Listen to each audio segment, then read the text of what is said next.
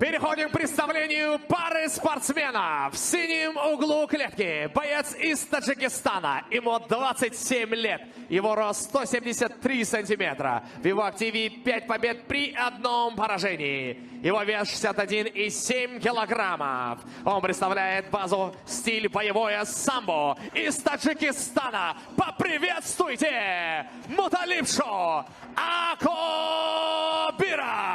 Красный угол клетки его соперник из Кыргызстана. Ему 23 года. Рост его 175 сантиметров. В его активе 14 побед при 7 поражениях. Его вес 61,6 килограммов. Он третий номер легчайшего веса из Кыргызстана. Азизбек Келдибекулу.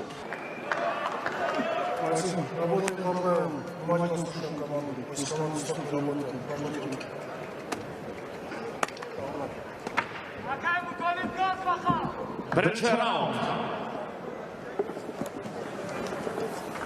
Андеркартты жабатын жұп назарларыңызда. Муталибшо Акобиров, Азизбек Келдибекулы.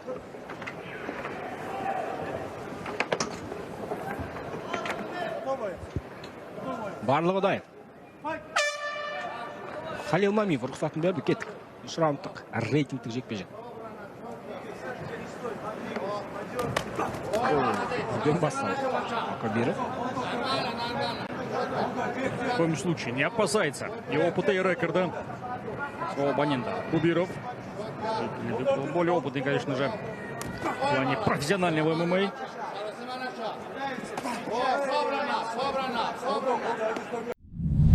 Обан жана Каспий KZ. Жаңы уникалдуу сервис. Эми Мой О аркылуу Каспий KZ'ке телефон номер боюнча акча которсо болот. Көз ачып жумгуча комиссиясыз пайдалуу курс менен. Ошондой эле Мой О аркылуу Каспий QR менен төлө. Оңой жана тез. Ал эми казакстандыктар Каспий KZ аркылуу эл QR менен Кыргызстандан төлөй алышат. Болгону Мой О же Каспий KZ гана керек. Барына ыңгайлуу, үйдөгүдөй. Мой О Кыргызстандын бардык операторлорунун абоненттери үчүн. Қашықтықтан әзірше екеуі де бір-бірін зерттеп көрмекші түсінуімізше.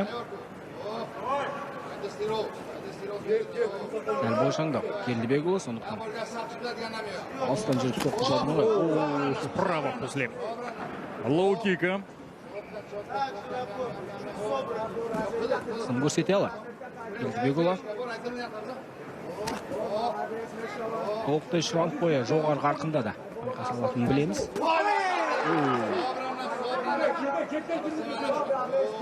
Кувалда был кезінде Акобиров. До одного четкого попадания. Кажется, поединок может не завершиться. Я екеуінің де сауыр екені көрініп ақтыр.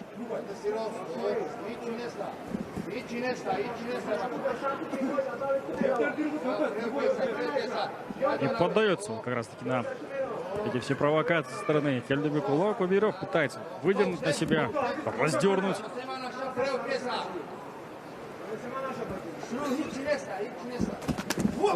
Қашықтықтан қазір клинчте жақсы тізе салып үлгерді Келдибекулы.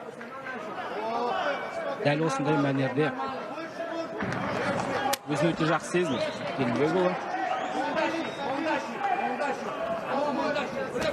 Біз әлі күресті көрген жоқпыз. Күресте де біраз шаруа тындыра алар.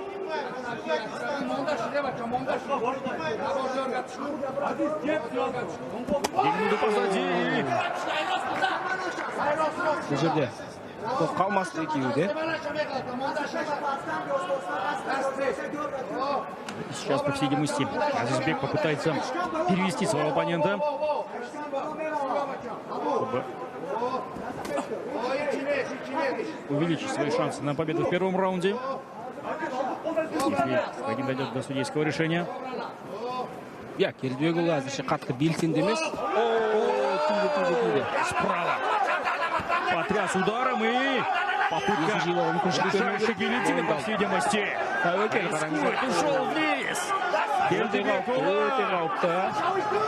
2 минуты. Барлығы жақсы. Пока что все в порядке. Акобиров көрсетіп отыр. Акобиров. Мутилипшо. Міне қысып жатыр мойынды Сейчас қазір. уже опаснее, кажется, стала позиция таджикского файтера. Пытается вырваться из захвата. Шығады бас, шығарып алды. Қаншама күш салды, келді олар. Әуекел ақталмады. Өз еркімен, қарсыластың астына құлаған еді. Әдіс жасаймын деп. Даже и такие опытные файтеры совершают моментами ошибки. Казалось бы, да, что потряс, вроде как в нокдауне находится Акубиров. Хотя со стороны показалось, что захват плотный.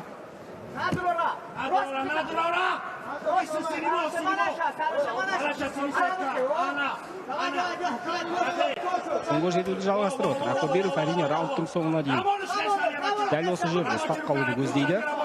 Пытается вернуться в стойку за счет сетки октагона. Бекулов.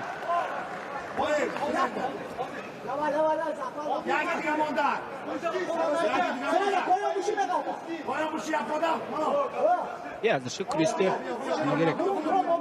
Мутилипшоның тындырып жатқан шаруасы көп емес.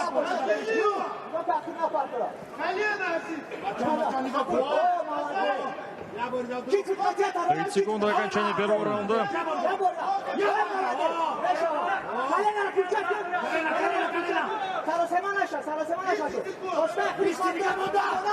За контролю сетки не дают, кстати, балл. Боковые судьи, конечно. Поэтому необходимо концовку забирать иным способом.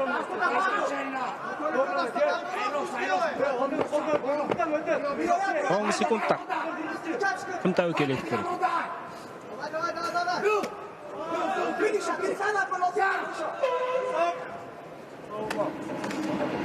Раунд аяқталды. Второй раунд. Өте қалып соқпы тігінен. Зеден алып көрді Акубиров. Бірақ бұндай соққылар үшін әрине қашықтық керек. Алдымен ыңғайлы. Келдібекұлы соққы жасайтын қашықтыққа әзірше жақындатпай жүр. Пытался справа приложиться ударом. Азизбек.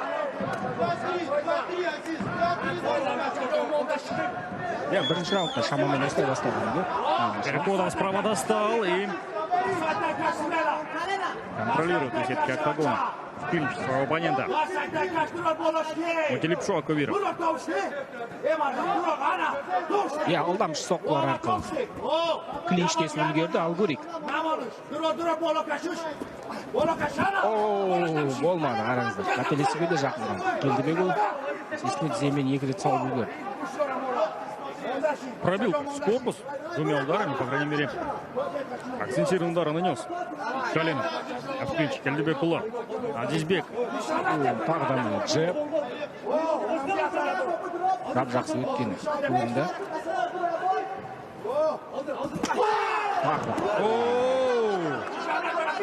Вот непонятно, был нокдаун или потерял равновесие сам по себе. Бірақ есесіне Келдібекұлы қараңыздар, күрес көп. Прихватил сетку. Енді тордың арқасында қазір позиция сақтап қалды. Әдіс жасауға жол бермей. Кедергі болды. Сондықтан ескерту беруге болатын шығар. Кидо пытался бросить. В других лигах за это наказывают сразу желтой карточкой. А в некоторых лигах закрывают на это глаза. А в некоторых лигах говорят устное замечание. Бұндай қимылдар үшін тіпті ұпай алып тастап жатады. Бірден екінші, үшінші рет ұстағанын күтпейді. Причем, если бы не схватил бы сетку, возможно, Акубиров оказался бы в парке. Доп деген 2 соққа. Ыңғайлы сәтті таба алды бұл жерде. Половина раунда позади.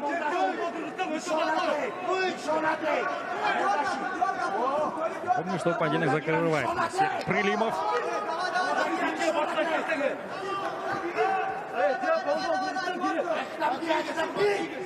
После этого поединка... Справа тоже. Нанес удар. Но в клинче абсолютно не умеет работать, оказывается, Мутилипшо. иә қолмен соққыларды сала бастады. Ал Келдібекұлы көрдіңіз бе? Дені қалай қолданған? Да, классический тайский клинч, но это вот не та работа в защите для оказывается в клинче. Қарқын бәсеңдей бастады.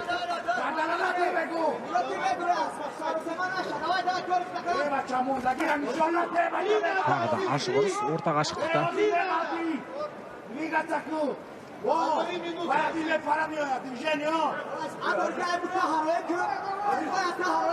Олай да бұлай да қазір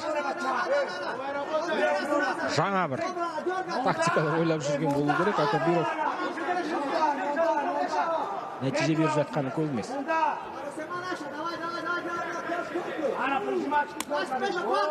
Ну, темп поединка очень сильно, конечно же, снизился по сравнению с началом боя.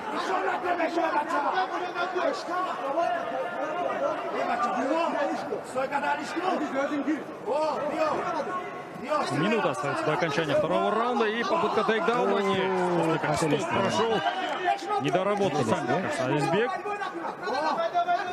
Күтіп тұрғандай осы. Утилипшо. Батыр өте белсенді. Келдібекұлы. Керісінше бұл жерде тәжік жігіті белсенді. Логикаға самсыз әрине. Нағызынше қауіп төндіре алмай әлек.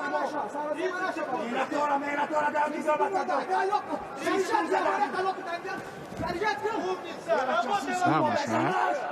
Раундтың соңына дейін әрине осы позицияда ұстап қалуды іздейтін болады. Қауіпті бір бөлек, қауіп төндіру керек. Утилипшо. Ол жағы енді қиынды. Келдібекұлы да түсініп отыр, сондықтан раундтың соңына дейін осы жерде отыра береді.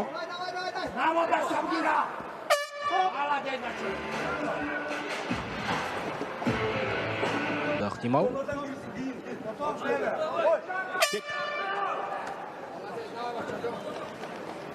Екі жылдық үзілістен кейін Утилипшо Акабиров алаңға қайта оралып отыр. Оған қоса соңғы жекпе-жегінде жеңіліске ұшыраған.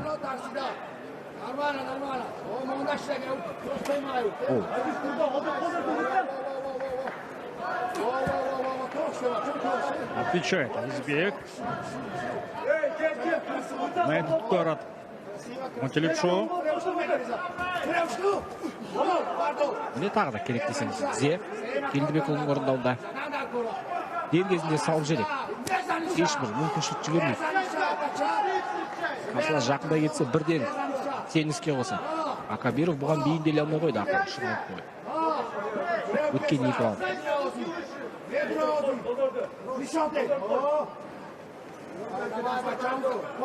Возможно, как раз таки из этого клинча что-то и получится. Узбека, Келдібекұлы.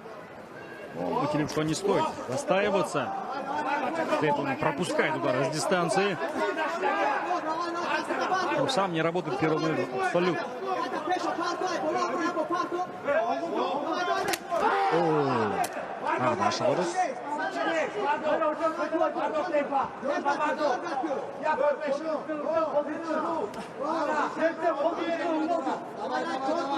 Видно, что экономит силы оба файтера. Пока что намека на борьбу. Тейкдаун. Өзі осыны күткенде. Кабиров пытается. Өте қауіпті болды бұл жерде. Ереже бұзуға жақын қалды. Келдібекұлы. Абырой болғанда қарсыласын сәл көтеріп үлгерді. Ол жерге тиіп тұрса, онда шынымен де үш нүкте болып шықса.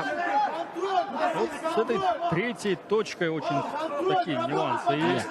До сих пор непонятно. Сами бойцы, профессионалы, которые провели больше 10 боев сами в предыдущем поединке, видели.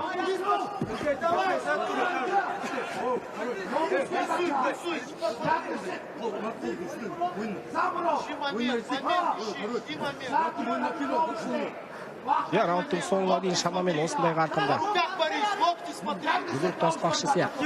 Келдібекұлы. Локтем в клинче. Тағы да торға жағылмасты қараңыздар. Это действительно не должно быть никакого предупреждения, на мой взгляд.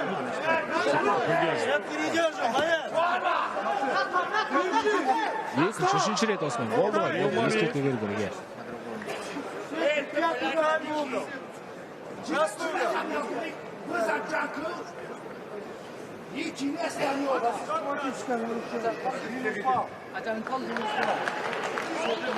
Все справедливо.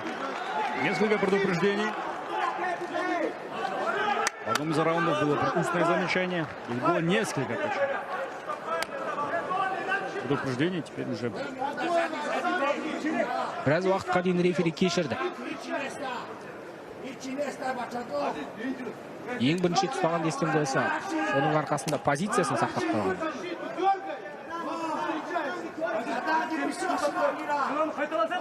У меня есть идея, как сделать поединки более зрелищными. Пустить ток по сетке октагона.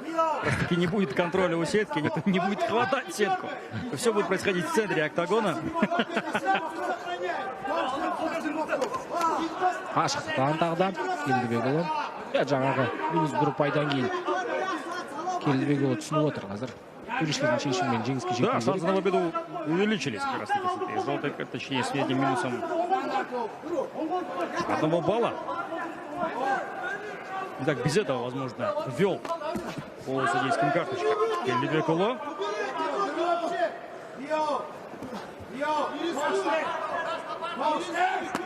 Тамаша, тағда. Правый апперкот, попытка тейкдауна, прохода в ноги от Утилипшо. Утилипшоның аяққа өтуге тырысатынын білді. Келдібекұлы міне керісінше қарым шабуыл. Раундтың соңына дейін осы жерде ұстаса да болды. Ешкім өтпелей қоймас. Келдібекұлы. Ну да, вот этим последним действием просто застолбил, забетонировал. Гарантировался победу в этом поединке.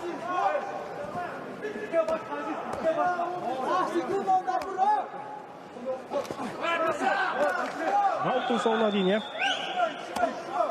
дәл осы позицияда ұстау қарсыласты болды. Қарсыласқа ешқандай бір мүмкіншілік бермеу керек. Бұл жерде тәуекелдің қажеті жоқ. Жеңіс үшін жақсы жұмыс атқарып шықты. Келдібекұлы гонгты күтетін болады. И по истечении 3 раундов единогласным решением судей победу одержал Азизбек Келдибекұлы.